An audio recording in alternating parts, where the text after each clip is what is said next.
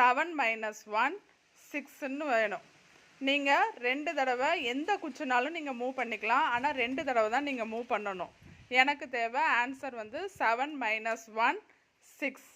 Try பண்ணி பார்க்கலாமா? Try பண்ணி பாருங்கள். பாருங்கள்.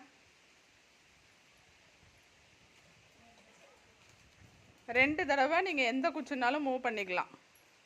இல்லையே 1 மைனஸ் 1 8ல் வருது. வச்சுருங்க. நெக்ஸ்ட்டு யார் ட்ரை பண்ணுறீங்க? ட்ரை பண்ணி பாருங்கள். இல்லையே 1 மைனஸ் 7 6 வராது. நெக்ஸ்ட் யார் ட்ரை பண்ணுறீங்க? ட்ரை பண்ணி பாருங்கள்.